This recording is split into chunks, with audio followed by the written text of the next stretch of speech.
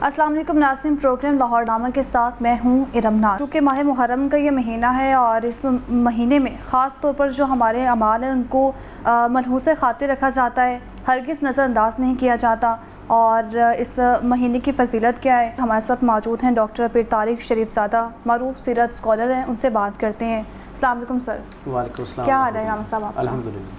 Sir, चूँकि माह मुहर्रम का ये महीना है और सवाल तो मेरा आप जानते ही होंगे क्या होगा, फ़लसफ़ा शहादत हकीकी मायनों में है क्या, इसकी वजाहत कीजिएगा। बिस्मिल्लाह रब्बि मोहम्मद करीम अलैहिस्सलातु तस्लीम। सबसे पहले तो यादावरी का शुक्रिया, और जिस अंदाज़ में आपने माह मुहर्रम के अंदर फ़लसफ़े शहादत और बिलख़ुसूस हज़रत इमाम हुसैन रज़ी अल्लाह तआला अन्हु की उस अज़ीमुश्शान कुर्बानी की निस्बत और ताल्लुक़ से अपने सामीन के इब्लाग़ का ज़रिया बनने की कोशिश की। अल्लाह ताला आपकी तौफ़ीक़ात में हराम बरकतें अता फ़रमाए। हम सब ये जानते हैं कि अरबों की तारीख़ के अंदर रिसालत माब सल्लल्लाहु अलैहि वसल्लम से पहले भी 4 महीने जो हैं वो हुर्मत के महीने कहलाते थे और करार दिए जाते थे। और ये वो महीने हुआ करते थे जिनके अंदर आम तौर पर तलवार उठाना जो है उसे मुनासिब नहीं समझा जाता था, और अरब जैसे तुंद खू मिजाज के लोग, हत्ता कि अगर किसी के यहाँ मकतूल की अपने बहुत ही प्यारे की कत्लशुदा लाश भी पहुँचती थी तो वो उसका बदला उस वक्त नहीं लेते थे, उसे इन तारीख़ों में मौकूफ़ कर दिया जाता था कि ये हुर्मत वाले महीने हैं, इनकी ताज़ीम तकाज़ा ये करती है कि इसमें किसी की जान जो है वो ना ली जाए, किसी के ऊपर हाथ ना उठाया जाए। तो मुहर्रम जो है इसका एहतराम तो बहुत इब्तदाई दिनों से ही अरबों के यहाँ मौजूद था। और फिर अल्लाह रब्बुल इज़्ज़त ने कुरान हकीम के अंदर जिन 12 महीनों का तज़किरा किया और कहा कि अल्लाह के नज़दीक महीने तो 12 हैं और उनमें 4 हुर्मत वाले महीने हैं। उन 4 हुर्मत वाले महीनों में से एक महीना मुहर्रमुल हराम है, और इसकी निस्बत और ताल्लुक़ में बेशुमार ऐसी अल्लाह रब्बुल इज़्ज़त के साथ कुर्बत की, अल्लाह के रस्ते में अल्लाह के दीन की कामयाबी के लिए, अल्लाह के पैगाम को लोगों तक पहुँचाने के लिए, और बिलख़ुसूस लोगों के ज़हन में जो अल्लाह के भेजे हुए दीन और नज़रिए के हवाले से गलतफ़हमियाँ पैदा हो जाती हैं, उनको दूर करने के हवाले से मुहर्रमुल हराम की तारीख़ भरी पड़ी है। और हर अम्बिया और मुरसलीन की जब हम ज़िंदगी को पढ़ते हैं तो हर नबी की ज़िंदगी के अंदर मुहर्रम के हवाले से कुछ ना कुछ ऐसा इसार और कुर्बानी का हमें हवाला मिलता है। और ख़ुद सरकार दो आलम सल्लल्लाहु अलैहि वसल्लम का मामला ये है कि आपके ख़ानवादे का इंतखाब होता है कुर्बानी के लिए, और वो आपके घराने की वो अज़ीमुश्शान कुर्बानी जिसका आगाज़ हज़रत इस्माईल अलैहिस्सलाम से हुआ था, वो उसकी तकमील का गोया जो मरहला जब आता है तो अल्लाह रब्बुल इज़्ज़त उसके लिए भी मुहर्रम का इंतखाब करता है। और हम ये देखते हैं कि हज़रत इमाम हुसैन रज़ी अल्लाह तआला अन्हु की जो कुर्बानी है, वो जो शहादत है, वो हकीकत में जितने अम्बिया और मुरसलीन की दी जाने वाली कुर्बानियाँ हैं उन सब का खुलासा है। और जितने अंदाज़ की भी अहलुल्लाह ने अल्लाह के दीन की सरबुलंदी के लिए जिन जिन डायमेंशंस में कुर्बानियाँ दे रखी हैं, उन सारी कुर्बानियों की सारी डायमेंशंस अगर किसी एक वाक़े में हमें नज़र आती हैं तो वो हज़रत इमाम हुसैन का वाक़या आप देखें ना, वाक़या करबला, आप ये देखें कि वाक़या करबला का क्या मामला है कि अल्लाह वालों ने अल्लाह के दीन की नुसरत के लिए अपना वतन छोड़ा। यहाँ पर वो वतन छोड़ने वाला मामला भी नज़र आता है, वो कुर्बानी भी हमें नज़र आती है। लोगों ने अपना तशख़्ख़ुस अल्लाह के रस्ते में कुर्बान किया, अपना तारुफ़, अपना हवाला, अपना हसब नसब कुर्बान किया, आपकी वो कुर्बानी भी नज़र आती है। लोगों ने अपनी ज़ात कुर्बान की, जनाब इमाम हुसैन अलैहिस्सलाम ने अपनी ज़ात भी कुर्बान की, न सिर्फ अपनी ज़ात कुर्बान की बल्कि अपने घराने के एक कड़ियल जवान जनाब अली अकबर से लेकर एक 6 माह के शहज़ादे तक, जनाब अली असगर तक कुर्बानी की जितनी जहतें हो सकती हैं वो सारी की सारी इसके अंदर मौजूद है। अब फ़लसफ़े शहादत हमें एक दावत फ़िक्र ये देता है कि एक ऐसी कुर्बानी जिसमें इतने पाकीज़ा अज़ीमुश्शान अज़ीमुल मर्तबत घराने को कुर्बानी के लिए मुंतखब किया गया, और उन्होंने इस तरह इतने बावकार अंदाज में और इस्तकामत के साथ अल्लाह के रस्ते में अपनी जानें पेश की, अपना आप पेश किया, इसके पीछे फ़लसफ़ा क्या कार फरमा था? तो फ़लसफ़ा ये था कि जब अल्लाह के दीन को बिगाड़ने के लिए कुछ लोग, बदबख्त लोग जो हैं वो मैदान में उतर आए, तो फिर उस दीन को उसकी असल हालत में कायम रखने के लिए अल्लाह वालों को मैदान में इसी जज्बे और इसी तवानाई के साथ, इसी इस्तिकामत और एक दर्जा आगे बढ़कर इसी यकीन के साथ मैदान में उतरना पड़ता है। सर, अच्छा, वाक़या करबला का आपने जिक्र किया है, और वाक़या करबला हकीकी मायनों में हमें दर्स क्या देता है, इस पर ज़रा रोशनी डालिए। मैं ये अर्ज़ कर रहा था कि वाक़या करबला जो है उसका अव्वल ताख़िर जो पैगाम है, मैं ये समझता हूँ उसमें 2 बहुत बुनियादी बातें हैं, 2 बहुत ऐसे अहम पैगामात हैं जो हर ज़माने के इंसानों के लिए मशअल राह हैं। آپ یہ دیکھیں حضرت امام حسین رضی اللہ تعالیٰ عنہ جس وقت مدینہ کے اندر موجود ہیں، ایک خانہ بدوشوں کی بستی میں رہنے والا شخص جو ہے نا، اگر اسے بھی یہ کہا جائے کہ تم اس بستی سے جدا ہو جاؤ، کہیں دور چلے جاؤ، تو اپنے بہت قلت اسباب کے باوجود، بے یار و مددگاری کے باوجود اس کے لیے اپنا وطن، اپنا مقام، اپنی بستی چھوڑنا مشکل ہو جاتی ہے۔ آپ تصور کریں کہ مدینے سے آج بھی کوئی کسی کلمہ گو کا وہاں سے واپس آنا جو ہے وہ کتنا دل پر بوجھ کا باعث بنتا ہے، کتنی مشکل سے عشاقان رسول جو ہیں وہ مدینہ سے جدا ہوتے ہیں۔ تصور کیجئے کہ حضرت امام حسین جیسی ہستی جنہیں سرکار دو عالم صلی اللہ علیہ وسلم کا اس شہر مدینہ میں کس درجے کی محبت اور آپ کی قربت اور شفقت میسر رہی، کس انداز میں اصحاب رسول نے آپ کی تعظیم اس شہر میں فرمائی، آپ اس قربانی کے لیے پہلا آپ کا اقدام کیا ہوتا ہے کہ آپ اس شہر کے امن کو قائم رکھنے کے لیے اس شہر کو چھوڑ دیتے ہیں۔ تو ہمارے لیے پہلا پیغام یہ ہے کہ جب آپ جس بستی میں جہاں رہتے ہیں وہاں کے انسانوں کے لیے امن کو قائم رکھنا اتنا ضروری ہے کہ مدینہ جیسا محبت سے بھرپور شہر بھی چھوڑنا پڑے تو اس کی قربانی دے دینی چاہیے۔ پھر ہم دیکھیں آپ مکہ چلے جاتے ہیں اور حج جیسی عظیم الشان عبادت، اس سے پہلے آپ کے ذوق کا اندازہ لگائی کہ آپ اس سے پہلے 20 حج کر چکے ہیں، یعنی آپ کی زندگی میں حج کی کتنی اہمیت ہے۔ اب 21ویں حج کا احرام باندھ رکھا ہے اور آپ کو پتہ چلتا ہے کہ کچھ لوگ یہاں آپ کے خون سے اس حرم کو رنگنا چاہتے ہیں۔ آپ کہتے ہیں یہ اللہ کی طرف سے امن کا شہر قرار دیا گیا ہے، اس کے امن کو کسی انداز میں ہم نے برباد نہیں ہونے دینا۔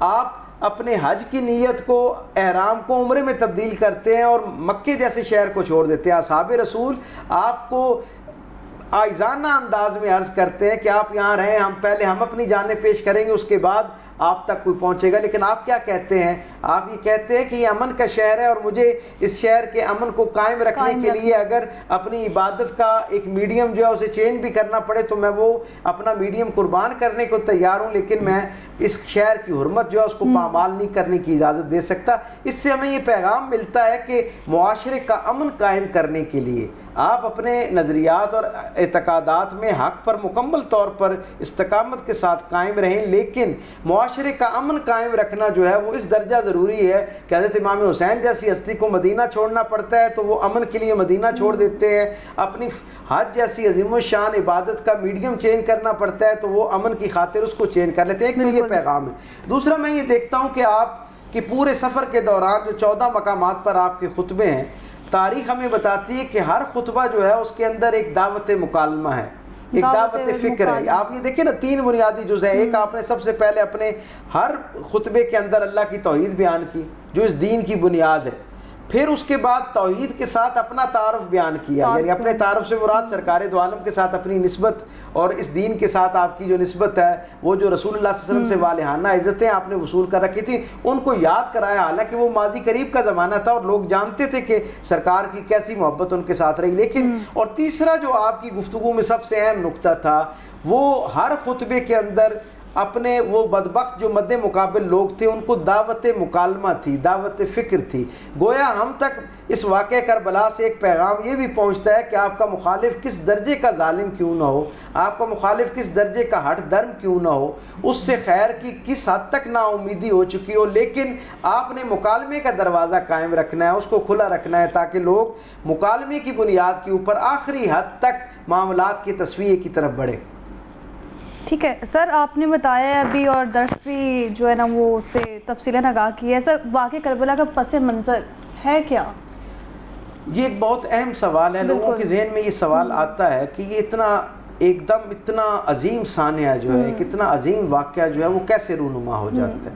تو آپ یہ دیکھیں کہ حضرت امام حسین جو ہیں ان کا تو ذوق جو تھا وہ علم درس و تدریس اور علم تھا، آپ کا ذوق تو سخاوت تھا، آپ کا ذوق جو تھا وہ تو علم کی میراث جو سرکار دو عالم سے آپ تک پہنچی تھی اسے آگے لوگوں تک پہنچانا تھا۔ آپ کا اپنا ذوق اور مزاج جو تھا وہ تو زہد اور تقوی کے ساتھ عبارت تھا۔ آپ تصور کیجئے نا کہ آج بھی حج کے لیے سفر اختیار کرنا اتنی سہولتوں کے ساتھ اچھا خاصا ایک مشقت بھرا عمل ہے۔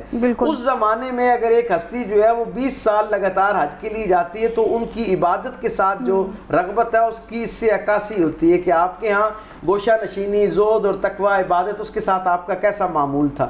لیکن حضرت امام حسین کی شخصیت سے ہمیں یہ بات پہنچتی ہے کہ جب آپ کے زمانے کے اندر کوئی شخص دین کی جو بنیادیات ہیں ان کو ہلانے کی کوشش کر رہا ہو، اللہ کی مخلوق کو دین کے نام پر جو اللہ کے رسول صلی اللہ علیہ وسلم نے نظام عدل عطا کیا ہے اسے ظلم کے نظام میں تبدیل کرنے کی کوشش کر رہا ہو، رشتوں کی پامالی کی کوشش کر رہا ہو، معاشرے کے اندر اللہ رب العزت کی طرف سے احکامات جو اوامر اور نواہی ہیں ان کا مذاق اور ان کی تضحیق کرنے کا ذریعہ بن رہا ہو، اور جب بطور حکمران یہ تضلیلی سفر جو ہے وہ شروع ہوتا ہے تو اس کا پورے معاشرے کے اوپر جو منفی اثر آتا ہے، اگر ایسا منظرنامہ تشکیل پا جائے تو پھر اس کے بعد اللہ کے ساتھ قربت اختیار کرنے کی منزل جو ہے وہ خانقاہ اور خانہ بدوشی نہیں ہوتی، بلکہ پھر میدان عمل میں اترنا چاہیے۔ جیسے اقبال نے کہہ رکھا ہے کہ نکل کر خانقاہوں سے ادا کر رسم شبیری، کہ فکر خانقاہی ہے فقط اندوہ دلگیری۔ مطلب یہ کہ حضرت امام حسین رضی اللہ تعالیٰ عنہ اپنے زہد اور تقوی کے مزاج کے باوجود،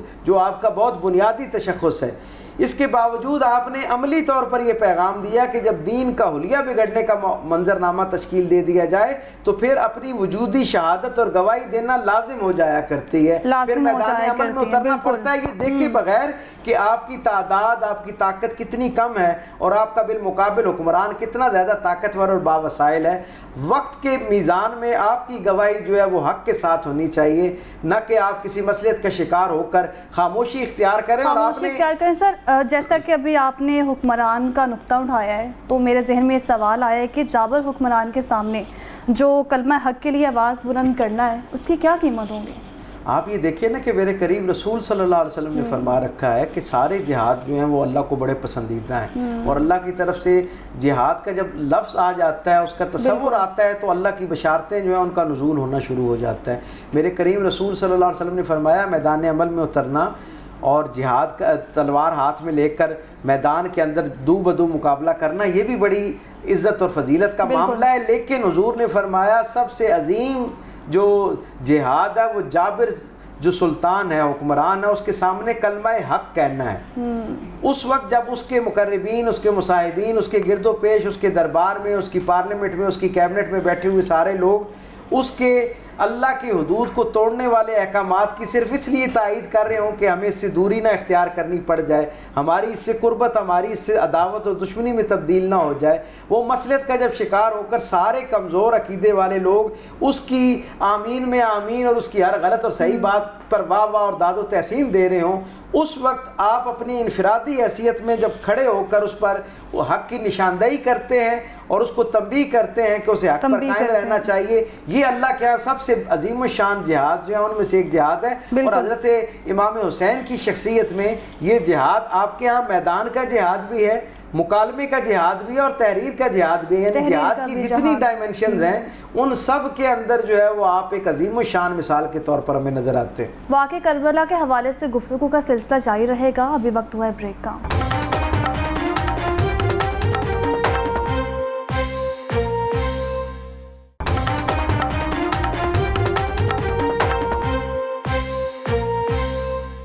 ویلکم بیک ناظرین، چونکہ ماہ محرم کا یہ مہینہ ہے اور واقعہ کربلا کا ذکر کیا جا رہا تھا، ابھی بات کریں گے کہ اس مہینے کی فضیلت کیا ہے۔ سر عام بات یہ ہے کہ ہر سال ہی ماہ محرم آتا ہے اور پہلا اسلامی مہینہ، اس میں کوئی شک و شبہت والی بات نہیں کہ پہلا اسلامی مہینہ ہے۔ سر اسلام زندہ ہوتا ہے ہر کربلا کے بعد، اس پر ذرا روشنی ڈالنا ہے۔ جتنی عظیم الشان نعمت ہوتی ہے اللہ کی طرف سے اتنی عظیم الشان اس کی حفاظت کے تقاضے ہوتے ہیں، اور حفاظت کے تقاضوں میں اتنی عظیم الشان قربانی کا اہتمام کرنا پڑتا ہے۔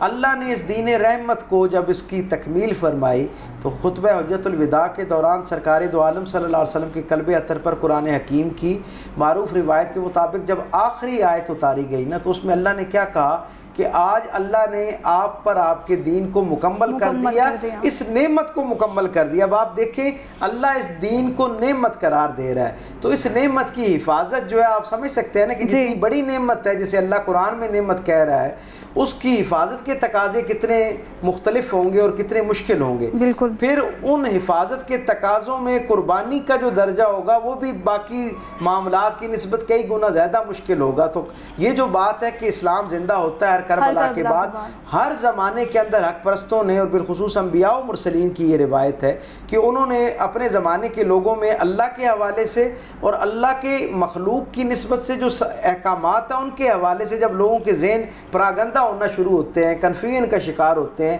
اللہ نیا نبی بھیجتا ہے اور وہ پھر اہتمام کے ساتھ ان کی دوبارہ ذہن سازی کرتے ہیں, ان کے نظریات کی آلودگی کو دور کرتے ہیں, ان کے کانسیپٹس کلیئر کرتے ہیں.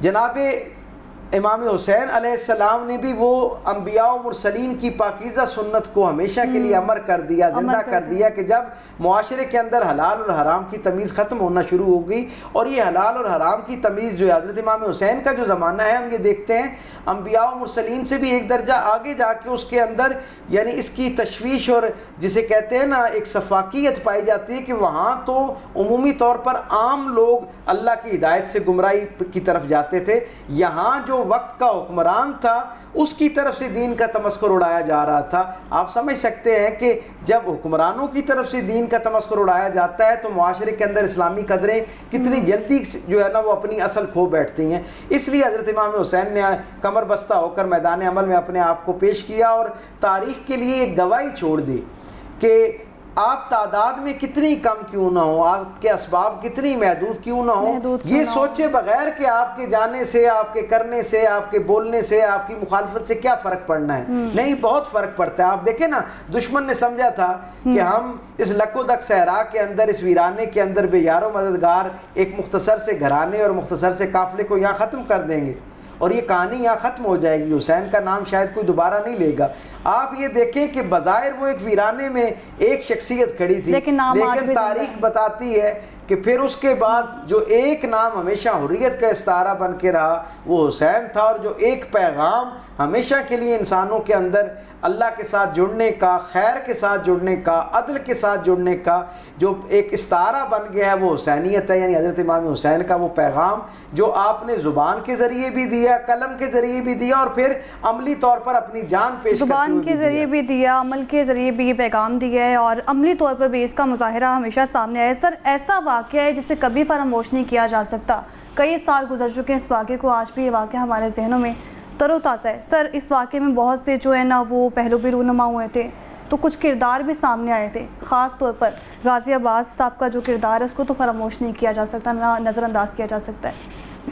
غازی عباس علمبردار رضی اللہ تعالیٰ عنہ ایک ایسے خوش نصیب ہستی کا نام ہے کہ جنہیں براہ راست یعنی یہ جناب علی کرم اللہ وجہ کریم کی بھی فیض یافتہ ہیں, ان کے بظاہر ان کے صاحبزادے بھی ہیں لیکن ان کی تربیت یافتہ بھی ہیں, اور پھر انہوں نے حضرت علی کرم اللہ وجہ کریم سے بھی تربیت پائی, اور اپنے بڑے بھائی حضرت امام حسن سے بھی تربیت پائی, اور حضرت امام حسین سے بھی تربیت پائی. دنیا بھر کے اندر جب بھی وفا کی کہانی لکھی جائے گی تو اس وفا کی کہانی کے اندر حضرت عباس کا نام جو ہے وہ اسی طرح نمایاں نظر آئے گا جس طرح آسمان کے ستاروں کے درمیان چاند نظر آتا ہے. اور اس کا سبب کیا ہے, آپ یہ دیکھیں نا کہ حضرت عباس جو ہیں وہ اس بظاہر آپ کا خونی نسبت حضرت امام حسین کے ساتھ بھائی والی ہے, لیکن تاریخ ہمیں یہ بتاتی ہے کہ انہوں نے اپنی زندگی بھر ایک معمول بنائے رکھا کہ کبھی آپ کو بھائی کہہ کے نہیں پکارا, ہمیشہ آپ کو آقا کہہ کے پکارا. اس کی نسبت کیونکہ آپ جانتے ہیں, آپ کے ذہن میں آپ کی والدہ ماجدہ نے بچپن سے ایک بات راسخ کر دی ہے کہ بظاہر تم بھی جناب علی کے بیٹے ہو اور حضرت امام حسین بھی جناب علی کے بیٹے ہیں, لیکن اس کی ماں جو ہے وہ سیدہ کائنات ہے, ان کے نانا جان جو ہیں وہ سرکار رسالت مآب ہیں, وہ اللہ کے محبوب رسول ہیں. اس لیے آپ نے اپنی پوری زندگی اس انداز میں حضرت امام حسین کے ساتھ گزارنی ہے کہ جیسے ایک آقا اور غلام کے درمیان رشتہ ہوتا ہے ویسا ادب اور محبت کا رشتہ ہونا چاہیے. میں ان کے احوال میں پچھلے دنوں ایک چیز پڑھ رہا تھا کہ عربوں کے ہاں یہ رواج ہے, اب بھی رواج ہے, اور اس زمانے میں تو زیادہ راسخ تھا یہ رواج کہ افراد خانہ جب اکٹھے بیٹھتے تو وہ ایک برتن کے اندر کھانا ڈالتے اور اس میں سب بیٹھ کے کھاتے, اور یقیناً اس سے برکت بھی آتی اور اس سے وہ ان کی ایک بہت خوبصورت روایت بھی تھی. حضرت غازی عباس علمبردار علیہ رضی اللہ تعالیٰ عنہ کی نسبت سے کسی نے ان سے پوچھا کہ آپ ویسے ہر وقت حضرت امام حسین کی خدمت میں معمور رہتے ہیں, لیکن جب کھانے کا وقت آتا ہے تو آپ ان کے ساتھ اس برتن میں شریک نہیں ہوتے جہاں وہ کھانا کھا رہے ہوتے ہیں. تو آپ نے کیا خوبصورت جواب دیا, اس سے اندازہ ہوتا ہے کہ ان کی دل میں حضرت امام حسین کی عزت, قدر اور منزلت کس درجے کی تھی. آپ کہتے ہیں یقیناً میں اس فضیلت سے آگاہ ہوں کہ سارا گھرانہ جب ایک برتن کے اندر کھانا کھاتا ہے, لیکن میں صرف اس ڈر اور احتیاط کی وجہ سے کھانا نہیں کھاتا کہ کھانے کے اندر موجود گوشت کی کوئی بوٹی یا کوئی اور ایسی چیز جو حضرت امام حسین کو مرغوب ہو، پسندیدہ ہو، وہ کہیں بے خیالی میں کھانے میں پہل نہ کر لوں اور وہ میری بے ادبی کے طور پر شمار نہ ہو جائے۔ تو آپ اس سے اندازہ لگائیں کہ ایک تو ان کے مزاج کے اندر اس درجے کا احترام اور ادب پایا جاتا ہے، اور پھر وفاداری کا اور وفا شیاری کا عالم یہ ہے کہ جب چہار اطراف سے دشمن نے گھیر رکھا ہے تو آپ دشمن کی طرف سے جب خیمے لگنے شروع ہوتے ہیں تو آپ اپنا خیمہ سب سے پہلے رکھتے ہیں۔ حضرت امام حسین رضی اللہ تعالیٰ عنہ فرماتے ہیں کہ عباس اپنا خیمہ جو ہے وہ درمیان میں کر لو یا دوسری طرف کر لو، تو آپ کہتے ہیں کہ نہیں، میں نے دشمن کی طرف سے پہل میں اپنا خیمہ اس لیے لگوایا ہے کہ جب اس طرف سے آپ کی ذات کی طرف کوئی حملہ آور بدبخت حملہ کرنے کے لیے آگے بڑھے تو اسے سب سے پہلے غازی عباس کا جو خیمہ ہے اس کا سامنا کرنا پڑے تاکہ میں اسے وہیں واصل جہنم کر دوں، آپ تک وہ نہ پہنچ سکے۔ تو یہ جو وفاداری کی عظیم الشان مثال ہے، میں یہ سمجھتا ہوں کہ یہ رہتی دنیا کے سارے انسانوں کے لیے اور بالخصوص ہمارے عہد کے جو افراد ہیں ان کے لیے بھی اور نوجوانوں کے لیے اس کے اندر بہت بڑی مثال موجود ہے کہ کس انداز میں انہوں نے اپنے رشتوں کا تقدس بھی قائم رکھا، حفظ مراتب بھی قائم رکھے، انہوں نے بڑے اور چھوٹے کے احترام کی جو مثال ہے اس میں بھی بے مثل ایک اپنی نظیر پیش کی، اور اس کے ساتھ ساتھ پھر میدان عمل کے اندر اپنی وفاداری جو ہے اس کی بھی ایک ایسی مثال پیش کر دی ہے کہ دنیا بھر کے اندر جب کبھی وفا کا تذکرہ ہوگا تو اس تذکرے کے اندر جو سب سے نمایاں ہستی مثال کے طور پر پیش کی جائے گی، جس کا اخلاق، کردار اور عمل ایک استعارے کے طور پر پیش کیا جائے گا، وہ حضرت غازی عباس ہے۔ سر مجھے یہ بھی بتائیں کہ واقعہ کربلا کے بعد یزیدوں کا کیا انجام ہوا تھا اور آج انہیں کس طرح سے یاد رکھا جاتا ہے؟ میں نے اپنی کسی سابقہ نشست میں یہ بات کہی تھی کہ سرکار دو عالم صلی اللہ علیہ وسلم نے جب حضرت امام حسین کا نام رکھنے کا مرحلہ آیا تو آپ کی وحی میں دھلی ہوئی زبان سے یہ آپ کی فضیلت جو ہے وہ صادر ہوئی۔ سرکار نے فرمایا کہ اللہ نے دو نام اپنے پاس مخلوق سے پوشیدہ رکھے ہوئے تھے، ان میں سے ایک نام حضرت امام حسین کا تھا۔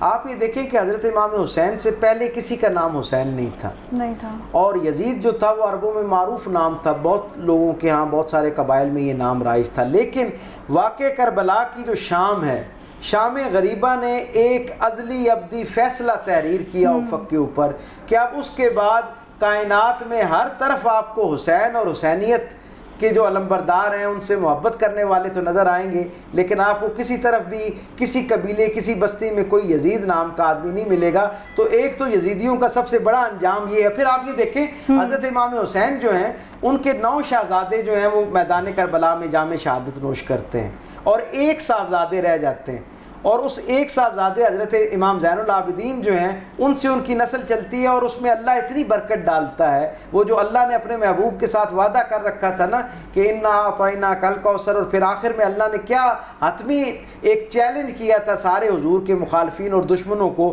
کہ بے شک آپ کا دشمن ہی بے نام و نشان رہے گا۔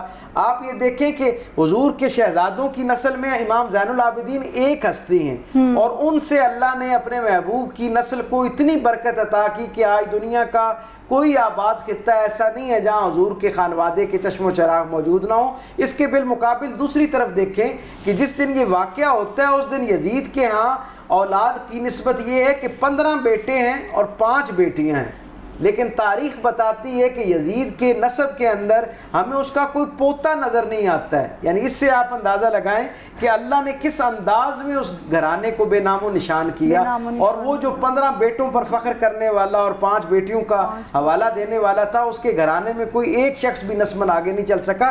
یہ تو صرف یزید کی مثال ہے۔ جو واقعہ کربلا کے 44 یعنی معروف کردار ہیں جو رسالت آپ صلی اللہ علیہ وسلم کے اس گھرانے کی مخالفت میں کھڑے تھے، جس میں شمر موجود ہے، ابن زیاد ہے۔ آپ یہ دیکھیں ان سارے کے سارے کرداروں میں سے کسی ایک کردار کا بھی دوسری یا تیسری نسل کے بعد ہمیں کوئی حوالہ نظر نہیں آتا ہے۔ تو اللہ نے ایک ایک کر کے اپنے محبوب کی اس خانوادے کے ساتھ یہ جو ظلم ہوا اس کا اس انداز میں بدلہ لیا کہ یزیدیت کو ہمیشہ کے لیے جو ہے وہ دفن بھی کر دیا اور نشان عبرت بھی بنا دیا۔ یزیدیت کو ہمیشہ کے لیے دفن کر دیا اور نشان عبرت بھی بنا دیا۔ سر فلسفہ شہادت آپ نے اس پر تفصیلاً روشنی ڈالی ہے، موجودہ نسل کیا فلسفہ شہادت کو سمجھ سکتے ہیں؟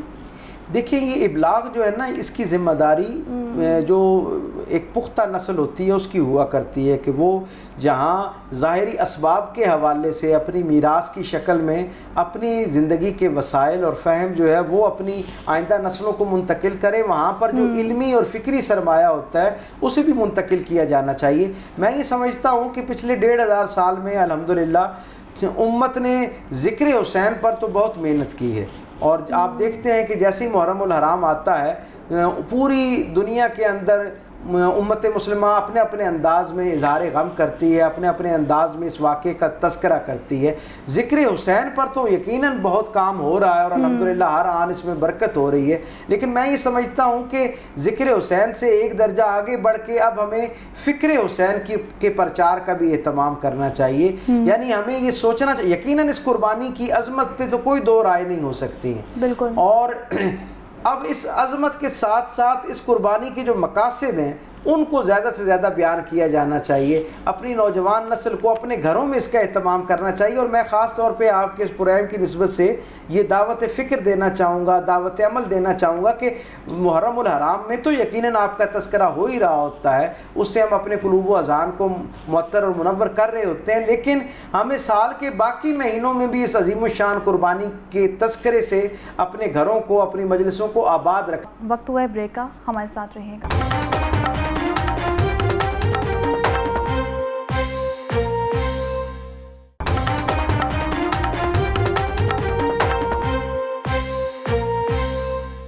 ویلکم بیک ناظرین، چونکہ ماہ محرم کا یہ مہینہ ہے اور اس مہینے میں خاص طور پر جو ہمارے اعمال ہیں ان کو ملحوظ خاطر رکھا جاتا ہے، ہرگز نظر انداز نہیں کیا جاتا، اور اس مہینے کی فضیلت کیا ہے اس پر بات کرنے کے لیے ہمارے ساتھ اس وقت موجود ہیں احسن اویس مصطفی صاحب، جو کہ مذہبی اسکالر ہیں۔ سر بہت شکریہ آپ کے قیمتی وقت کا، آپ نے اپنا وقت ہمارے لیے نکالا۔ سر سب سے پہلے اہم سوال، ماہ محرم کا مہینہ ہے اور ماہ محرم کے مہینے میں ہمارے جو اعمال ہیں نا ان کو نظر انداز نہیں کیا جا سکتا، خاص طور پر جو ہمارے اعمال ہیں ان کو مسلسل کاؤنٹ کیا جا رہا ہوتا ہے اس مہینے میں، تو آپ سے جاننا چاہوں گی اس مہینے میں ہمیں کس طرح کے اعمال کرنے چاہیے؟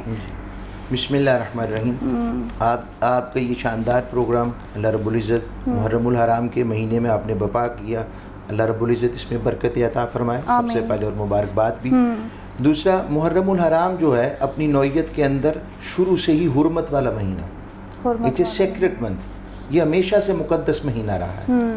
جب تاجدار کائنات صلی اللہ علیہ وآلہ وسلم جب مدینہ طیبہ میں ہجرت کر کے آئے، اور عربوں کے ہاں بھی یہ حرمت والے مہینے تھے، یعنی عرب ان 4 مہینوں میں ذی القعدہ، ذی الحجہ اور محرم اس میں شامل ہے۔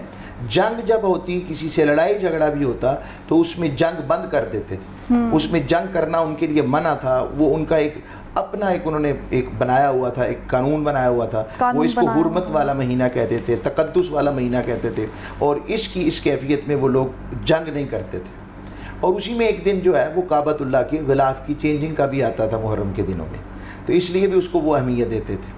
تو اب دوسری بات یہ ہے کہ تاجدار کائنات صلی اللہ علیہ وآلہ وسلم جب مدینہ طیبہ میں ہجرت کر کے آئے تو آپ نے یہود کو دیکھا کہ وہ روزہ رکھتے ہیں 10 محرم کا۔ اب حضور اکرم صلی اللہ علیہ وآلہ وسلم نے پوچھا آپ اس میں روزہ کیوں رکھتے ہیں؟ تو انہوں نے پھر بتایا کہ یہ وہ دن تھا جس دن ہمیں موسیٰ علیہ السلام کو فرعونیوں سے نجات ملی تھی، فرعون جس دن غرق ہو گیا تھا اور وہ سارے کا سارا اس کا لشکر ڈوب گیا تھا، اور اللہ رب العزت نے موسیٰ علیہ السلام کو اور ان کی پوری قوم بنی اسرائیل کو بچا کر انہیں دوسرے کنارے پر پہنچا دیا تھا۔ تو اس خوشی کے اندر اللہ کے شکرانے کے طور پر ہم یہ روزہ رکھتے ہیں۔ جب تاجدار کائنات صلی اللہ علیہ وآلہ وسلم نے یہ بات سنی تو آپ نے فرمایا موسیٰ سے ہمارا تعلق آپ سے بھی زیادہ ہے، تو آپ بھی اس میں روزہ رکھا کریں۔ تو صحابہ اکرام رضوان اجمعین کو حکم آ گیا، تو پھر روزہ رکھنا شروع کر دیا، اور پھر حضور اکرم صلی اللہ علیہ وآلہ وسلم نے اس حکم کو، پہلے یہ روزہ فرض تھا، پھر اس فرضیت کے بعد یہ روزہ ایکسچینج ہو گیا حکم کے ساتھ، کمانڈمنٹ آف رسول اللہ صلی اللہ علیہ وسلم کے ساتھ۔ حضور نے مہینے میں ایام 20 کے روزے کہتے ہیں اسے، 13، 14، 15، ہر مہینے کے 3 دنوں میں۔ پھر یہ جو ہے یہ ادھر سے بھی پھر کمانڈمنٹ جو نئی قرآن میں آ گئی، رمضان کے روزوں کے ساتھ وہ فرضیت ہو گئی، اور یہ مستحب اعمال میں سنت روزہ ہو گیا، مگر اپنے درجے میں اسلامک جورسپروڈنس کی لائٹ میں روشنی کے اندر یہ مستحب اعمال ہو گئے. کریں تو ثواب ہے، نہ کریں تو گناہ نہیں، لیکن برکات و رحمت ہے. اب اس سوال کا دوسرا حصہ ہمیں کیسے اعمال کرنی چاہیے. جی ہمارے جو اعمال کی جو کاؤنٹنگ ہے وہ ہر وقت فرشتے اور اینجلز کر رہے ہیں. بالکل یہ تو ہمارے ہاں موجود ہے بات، وہ ہر وقت ہو رہی ہے. اب اس محرم الحرام کا امت مسلمہ کے لیے اور تقدیس بڑھ گئی، چونکہ اس میں ایک بہت بڑا ہمارے لیے ایونٹ گزرا، حق کی سربلندی کا ایونٹ گزرا، ہمارے لیے دکھ کی گھڑی، کیونکہ اس میں حضور مغبوم تھے.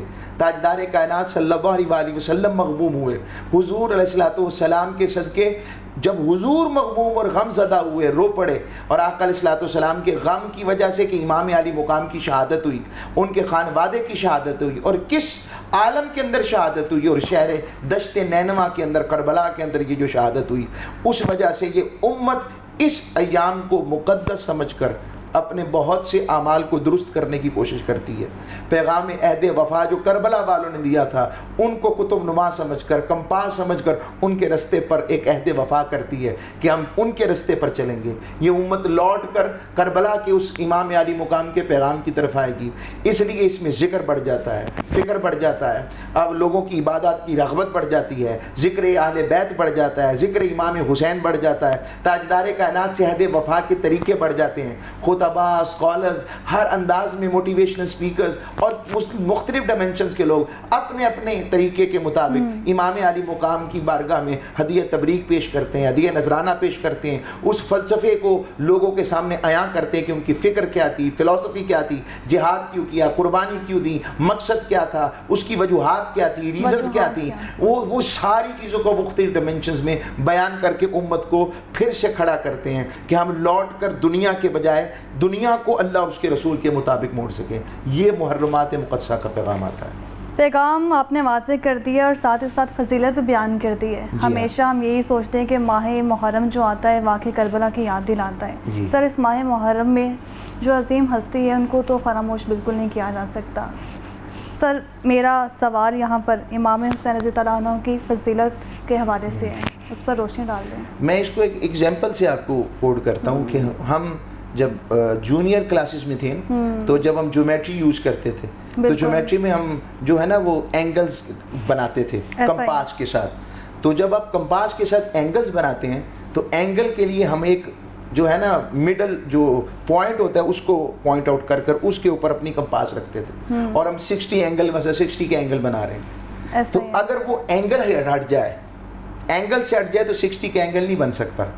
بس اس کو ایک تمثیل اور ایگزامپل میں نے کوٹ کیا ہے کہ اسی طرح ایمان کا مرکز و محور و سینٹرل پوائنٹ وہ تاجدار کائنات صلی اللہ علیہ وسلم کی ذات ہے، اور حضور اکرم صلی اللہ علیہ وسلم ایمان کی جان بھی ہیں اور ایمان کا مرکز و محور بھی ہیں.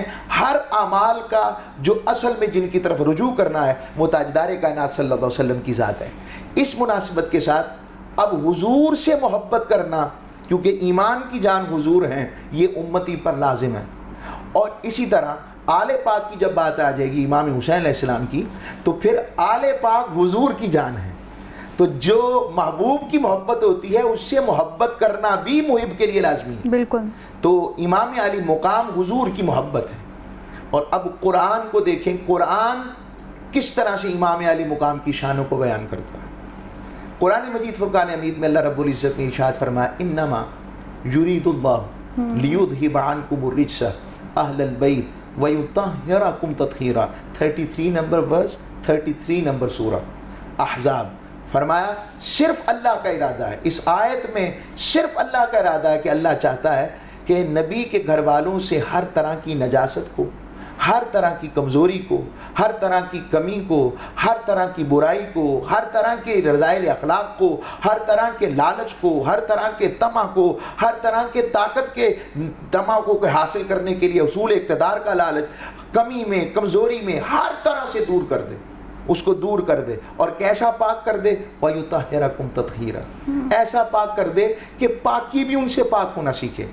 یہ جب آیت اتری، اب یہ آیت مقدسہ میں دو گروہ بنتے ہیں، ایک ازواج مطہرات بھی ہیں اور اس طرف پنجتن پاک جنہیں ہم کہتے ہیں، یہ 5 جو پرسنالٹی، سیکرٹ پرسنالٹیز آتی ہیں.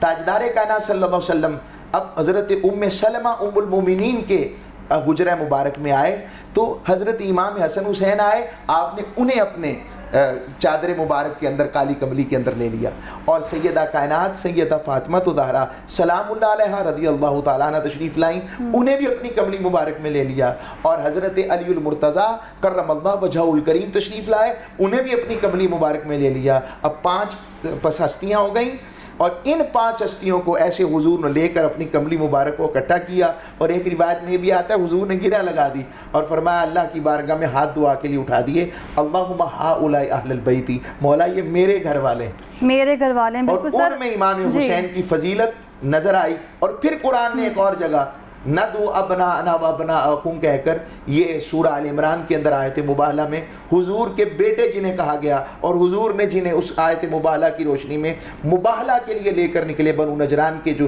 کرسچن سکولرز تھے حضور اکرم صلی اللہ علیہ وسلم جنہوں نے چیلنج کر دیا, اور رب نے کہا چیلنج پھر میں بتاتا ہوں اس کے SOPs کیا ہوں گے, تو ان بیٹوں کے لیے امام حسین کو لے کے نکلے. سر بیٹوں کا جیسے کہ آپ نے ذکر کیا ہے, اور جو حضرت امام حسین رضی اللہ عنہ ہیں تو وہ بھی تو آپ صلی اللہ علیہ وسلم کے بیٹے تھے. بے شک ایسے ان کے ساتھ ان کی محبت جو تھی اس کو کیسے دیکھتے آپ, کیا عالم تھا اس کا؟ اللہ اکبر.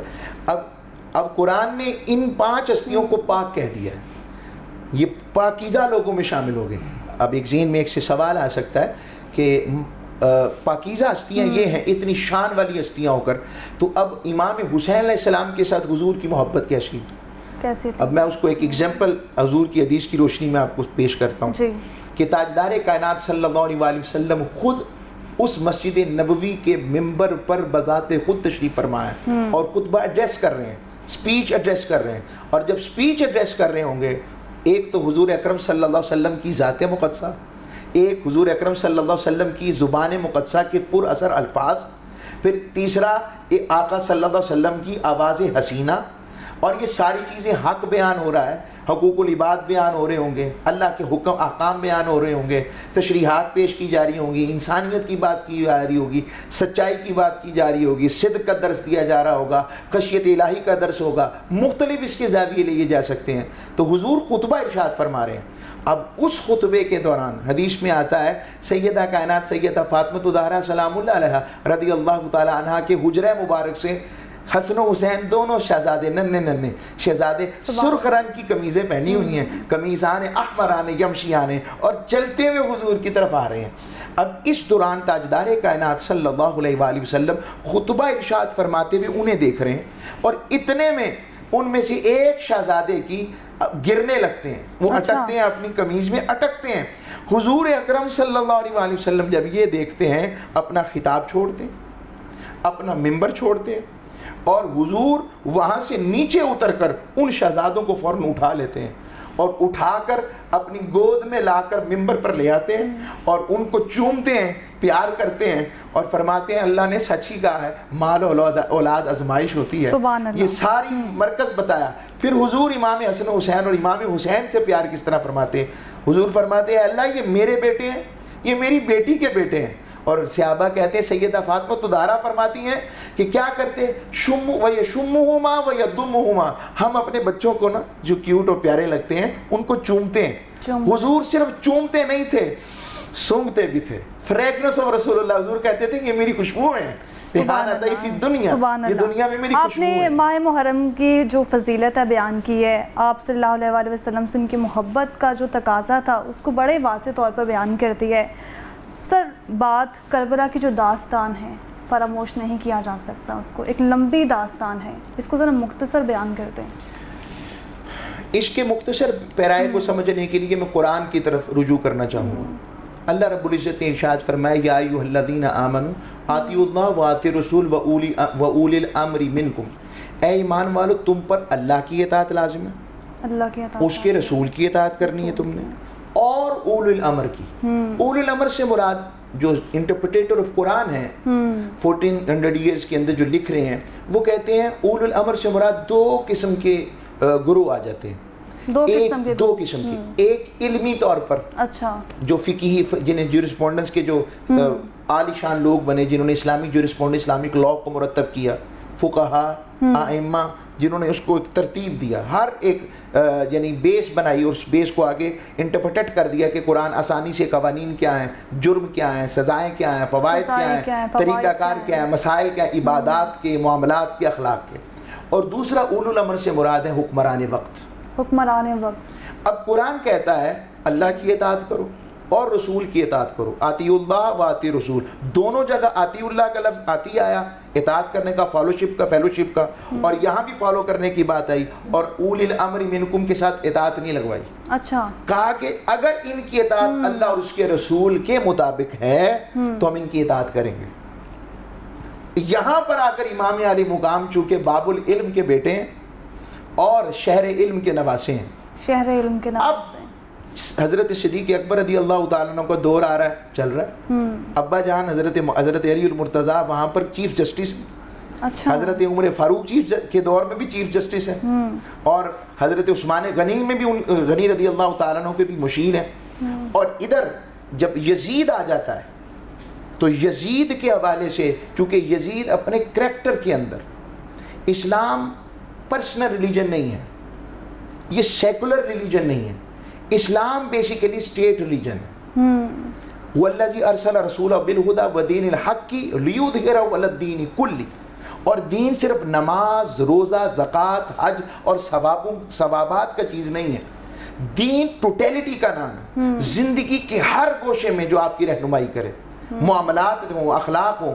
اس مناسبت کے ساتھ اب اس ممبر پر جو کہ تاجدار کائنات صلی اللہ علیہ وسلم نے مدینے کی ریاست کی بنیاد رکھی تھی، جس پر خلفاء راشدین چلے تھے، اب اس ممبر پر اصل میں ڈس آنیسٹ پرسن آ گیا تھا، جو اپنی شخصیت کے اندر ڈسپیوٹڈ پرسن تھا، متنازع آدمی تھا، اور اللہ اور اس کے رسول کی جو احکامات تھے ان کے مطابق اطاعت گزار نہیں تھا، ان کو فالو کرنے والا نہیں تھا، اور اس کا طریقہ کار جو تھا زندگی کا وہ اللہ اور اس کے رسول کی مطابقت میں نہیں تھا. کیونکہ اگر یہ شخص وہاں بیٹھ کر حکمرانی کرتا رہتا یا چلتا رہتا تو پھر اسلام کا نظام عدل کہاں جاتا. جو بیت المال تھا وہ بادشاہ کا خزانہ بن گیا، جو معاملات تھے وہ بگڑ گئے، وہاں پر میرٹ کے بجائے، انصاف کے بجائے وہاں پر سفارش آ گئی، نیپوٹزم آ گیا. اس ساری چیزوں نے جب یہ اسلام کی حالت بن گئی تو اب اس مقام کے اوپر امام علی مقام امام حسین کے لیے اس کے خلاف علم حق بلند کرنا لازم ہو گیا تھا. بالکل ایسا. یہ سر کربلا داستان آپ نے مختصر بیان کر دی ہے. کربلا کی طرف سفر کا آغاز کن وجوہات کی بنیاد پر شروع ہوا تھا؟ ان میں سے ایک وجہ تو میں نے عرض کی نا، جو میں نے بتایا کہ اس کی وجوہات میں یہ تھا. اب آپ نے جب کربلا کی وجوہات سمجھ لگی کہ یہ ساری چیزیں عیاں ہو گئی تو حضور امام حسین نے عزیمت کا رستہ اختیار کیا. ایک ہوتا ہے رخصت، ایک ہوتی عزیمت. اچھا، رخصت اور عزیمت میں فرق کیا ہے؟ میں اس کی ایک تمثیل سورہ نمل میں آیات کی روشنی میں موجود ہے، مگر میں اس کو ایگزامپلری اور آسانی کے ساتھ پیش کر دیتا ہوں اپنے سامعین کی نظر میں، ناظرین کی نظر میں. وہ یہ ہے کہ اگر کوئی شخص آپ پر زبردستی خنجر رکھ دے، بندوق رکھ دے، پسٹل رکھ دے اور کہے کہ آپ توحید کا انکار کر دیں، اسلام کا انکار کر دیں، قرآن کہتا ہے کہ آپ جان بچانے کے لیے عمل کر سکتے ہیں، جان بچانے کے لیے عمل کر سکتے ہیں. مگر دل کو دیکھیں، اگر دل ایمان والا ہے تو آپ مومن ہیں. یہ ہے رخصت. اب جبر تھا، ظلم تھا، استبداد تھا، جو آواز اٹھاتا تھا اس کو مار دیا جاتا تھا. یزیدی دور ایسا تھا. اب اس دور کے اندر اور شخصیات رخصت کا رستہ استعمال کر سکتے تھے. امام علی مقام آپ امر بالمعروف نہی عن المنکر کے ساتھ ساتھ پاکوں کے نمائندے تھے، آپ حق کے نمائندے تھے. آپ نے تاجدار کائنات سے امر بالمعروف نہی عن المنکر کی خیر ملی تھی.